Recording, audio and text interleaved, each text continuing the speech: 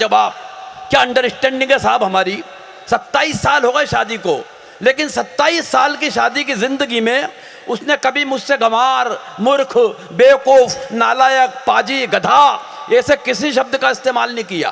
कारण अंडरस्टैंडिंग अच्छा, इतनी कमाल की है, इतनी कमाल की है कि बस वो एक नजर देखती है और मैं समझ जाता हूं वो इनमें से क्या कह रही है। रेपुटेशन है अपनी अपनी। ये रेपुटेशन है सर।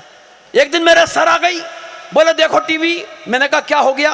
बोले पिक्चर आ रही है अमिताभ बच्चन की शराबी। पूरी फिल्म में पट्टे ने एक बूंद शराब की नहीं पी, लेकिन जो एक्टिंग की है वो कितनी कमाल की है। मैंने कहा मूर्ख औरत, उससे बड़ा एक्टर मैं। अच्छा, बोली कैसे? मैंने कहा 27 बरस से रोजाना पीने के बाद जो नहीं पीने की एक्टिंग मैं करता हूं। तालियां फिर कमरे गई आपकी।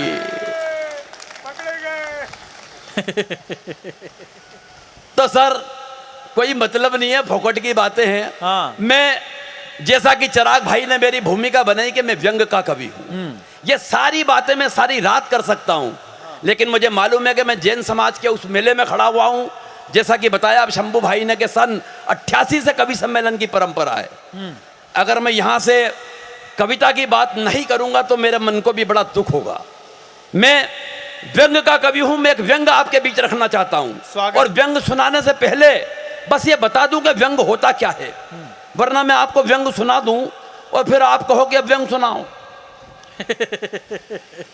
यही था। ये भी व्यंग है, ये भी व्यंग था।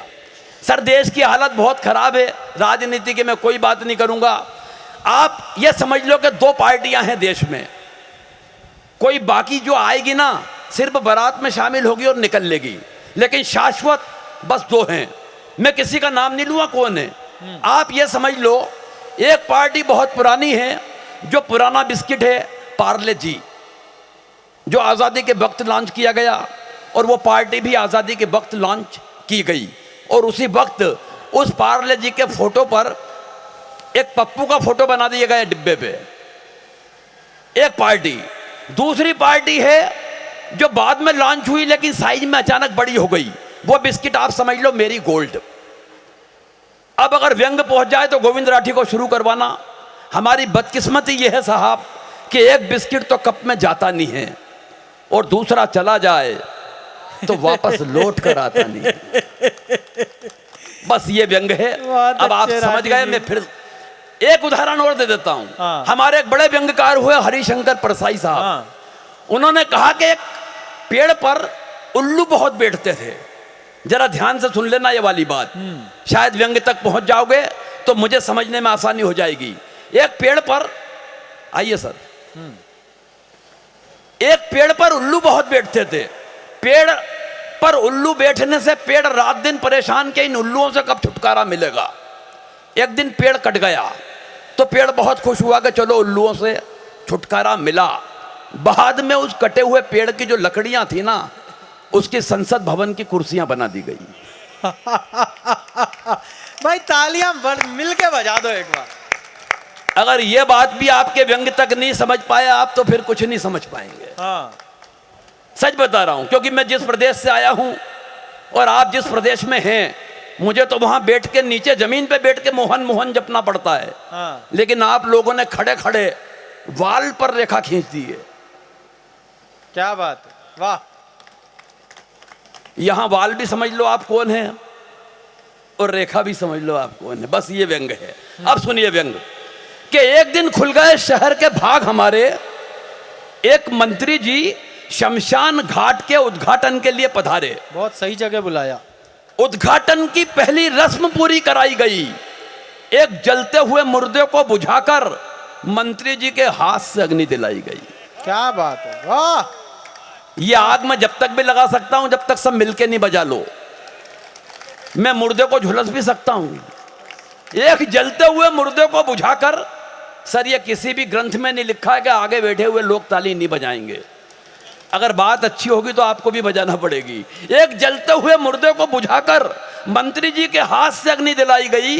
इस घटना से कम एक बात का तो पता चलता है कि आदमी का नसीब खराब हो तो वो मरने के बाद भी भुगतता है। क्या कहने आए हाय। आहा। आदमी का नसीब खराब हो तो वो मरने के बाद भी भुगतता है। पंडित जी ने कहा, श्रीमान कृपया क्या इस दिशा में आकर अग्नि दिखाएंगे? और अब व्यंग की अगली पंक्ति भी ये नहीं कहूंगा साहब के ताली बजाना, एक दावा करता हूं कि रोक के बताना। अगर रोक सको तो एक हाथ से दूसरे हाथ को पकड़ लेना, लेकिन अगर दूसरा हाथ पहले हाथ से हाथ छुड़ा ले तो आकाश भर तालियां दे देना। पंडित जी ने कहा, श्रीमान कृपया क्या इस दिशा में आकर अग्नि दिखाएंगे? मंत्री जी भन्ना कर बोले, आग कहां और कैसे लगानी है मुझे क्या आप समझाएंगे? क्या बात।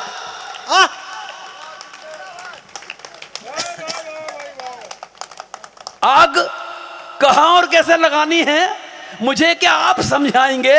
अरे हम इस हिंदुस्तान की राजनीति को बरसों से झेल रहे हैं, रोजाना विरोधियों के साथ तरह तरह की आग से खेल रहे हैं। और पंडित जी आप तो बुजुर्ग हैं, आपको तो कम से कम ये बात समझ में आनी चाहिए कि आग दिशा देख के नहीं, आग तो हवा का रुख देखकर लगानी चाहिए।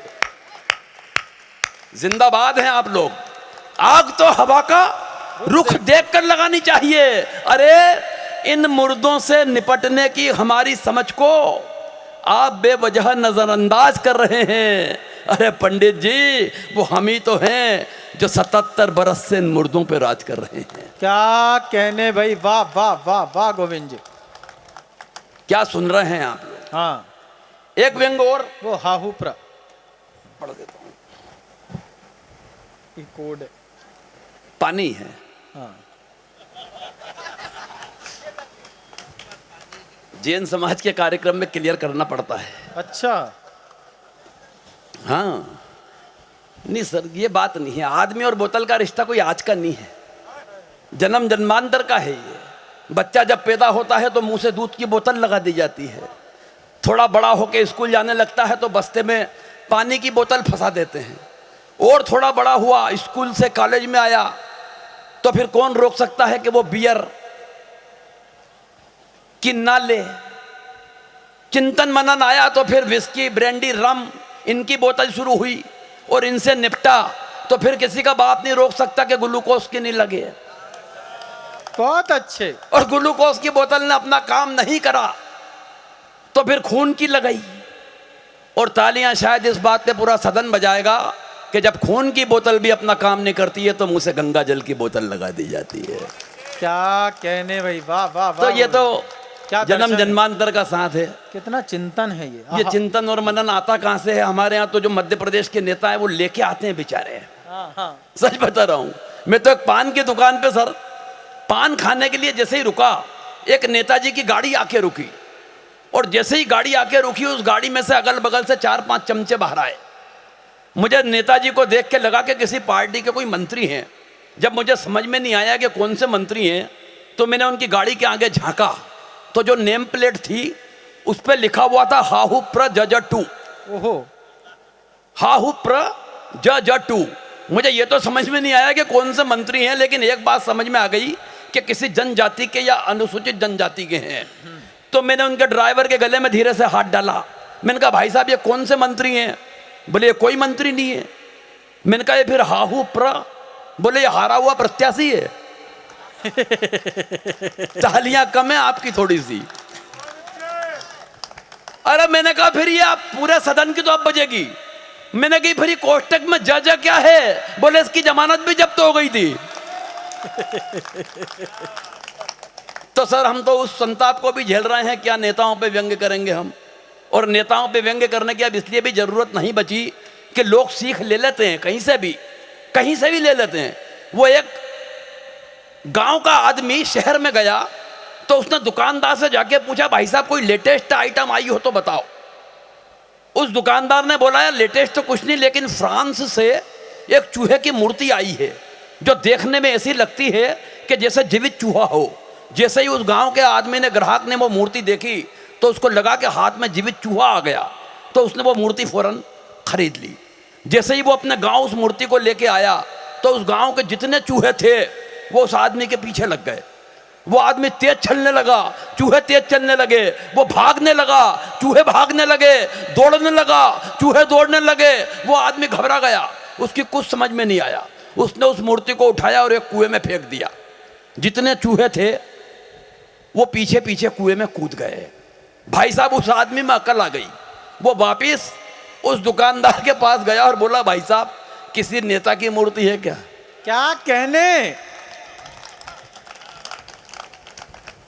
यकीन जानिए साहब, उस आदमी को उस दुकानदार ने नेता की मूर्ति दे दी, मगर जैसे ही वो उस मूर्ति को लेकर अपने गांव में आया तो एक भी नेता उसके पीछे नहीं आया। वो आदमी वापस उस दुकानदार के पास गया, बोले, भाई साहब, ये कौन सा नकली आइटम पकड़ा दिया आपने? चूहे की दी, सारे चूहे आए, नेता की दी, एक भी नेता पीछे नहीं आया।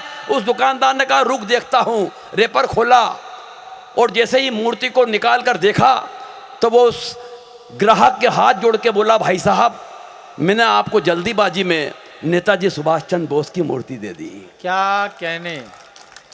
और अब उनकी कद काठी का कौन है इस देश में जो आपके पीछे आता? वाह वाह। ताली की बात थी, लेकिन आप इस बात को पी गए। कोई बात नहीं, कुएं में फेंक। कोई बात नहीं, लेकिन आप सुन अच्छा रहे हैं। एक व्यंग, हाँ बैठ जाओ भाई साहब, यहीं है कवि सम्मेलन। हाँ।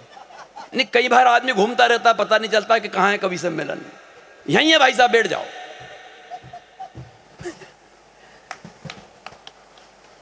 हाँ जी, हाँ हाँ। अभी आपने समाचार सुना होगा,